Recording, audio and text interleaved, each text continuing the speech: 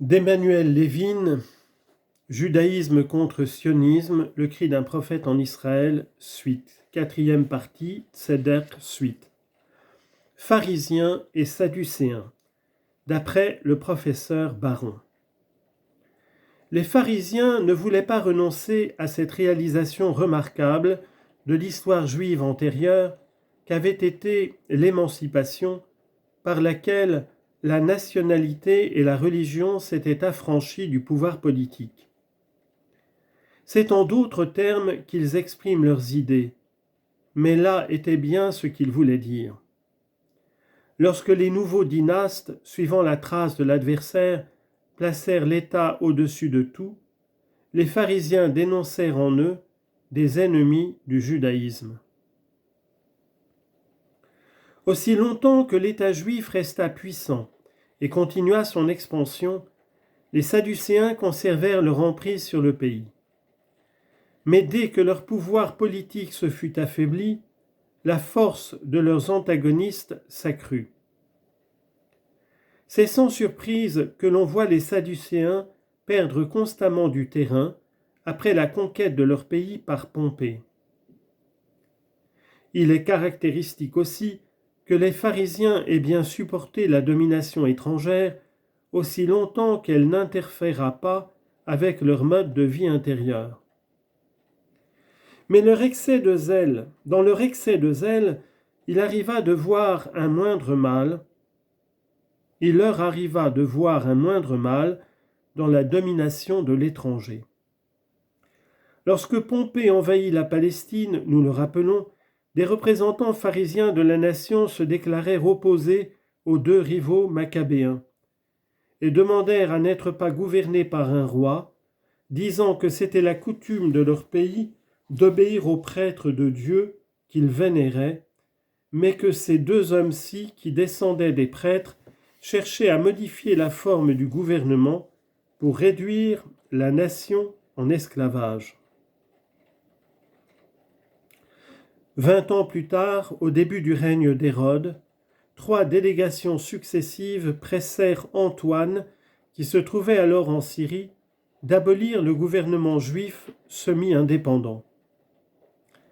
Ces délégations comprirent chaque fois des membres plus nombreux et plus éminents, jusqu'à ce qu'Antoine eut recours à la force militaire pour les repousser. Après la mort d'Hérode, c'est jusqu'à Rome qu'une délégation de pharisiens vint soumettre à Auguste une requête similaire. Le fait que chaque membre de ces délégations sût qu'une vengeance sanglante sanctionnerait l'échec de l'entreprise révèle combien profond était le désir qu'avaient les pharisiens de se débarrasser de leur propre gouvernant toujours plus nuisible sur le plan religieux. Leur attitude cohérente de non-patriotisme montre que les scribes étaient les héritiers authentiques des prophètes. Autre citation du professeur Baron. La négation du principe territorial. La synthèse singulière d'universalisme et de nationalisme que réalisait la religion des prophètes n'impliquait pas de contradiction intérieure. Les prophètes dégagèrent à leur manière la signification d'une situation mondiale anormale.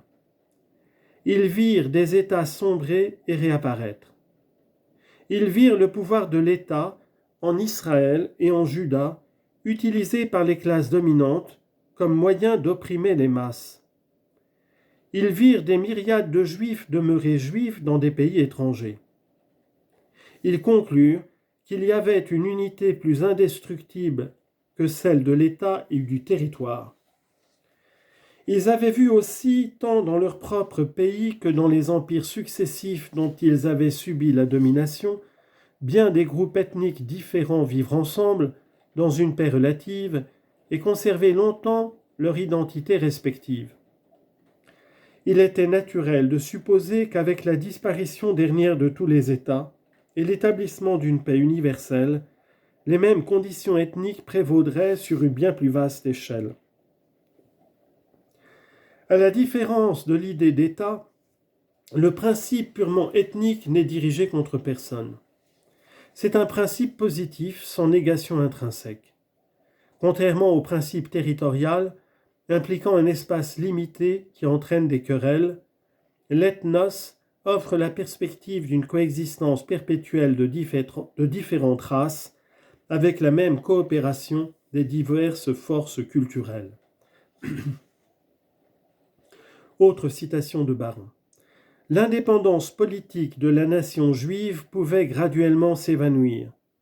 Les Juifs pouvaient être contraints, toujours davantage, à abandonner leur patrie pour des pays étrangers. Eh bien, le peuple, sans avoir État ni territoire, au temps de Moïse, était alors tellement plus heureux. Ce n'est pas la base territoriale, pas même la plus haute expression religieuse de l'enracinement territorial, le temple et ses sacrifices qui importaient réellement. Obéir au commandement de l'Éternel en tout lieu, voilà ce qui pour les Juifs devait avoir de l'importance. Autre citation.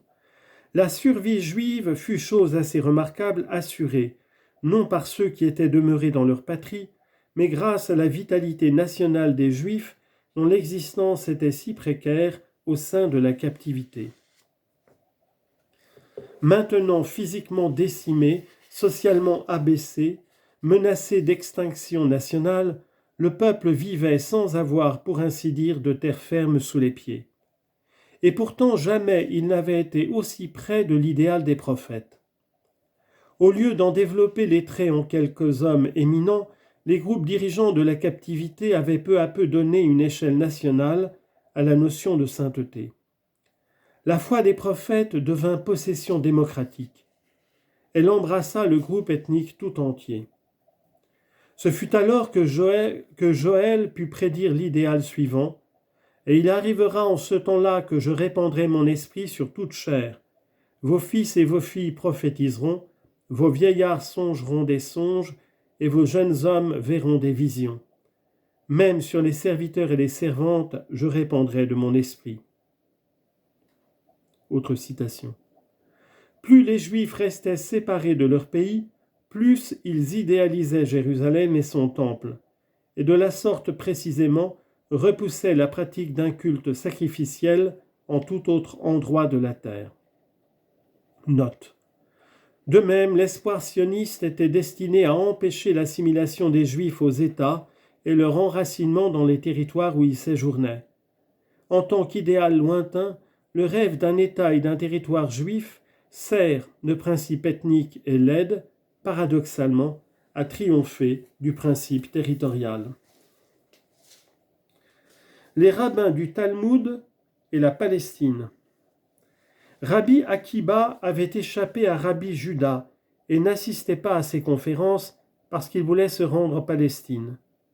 Malgré l'avis de ce rabbin qui dit « On transgresse un précepte affirmatif grave en se rendant de Babylone en Palestine, comme il est dit, ils viendront à Babel et ils y resteront jusqu'à ce que je les rappelle, dit l'Éternel. » Jérémie 27, verset 22. Extrait de Talmud Barachot 24b.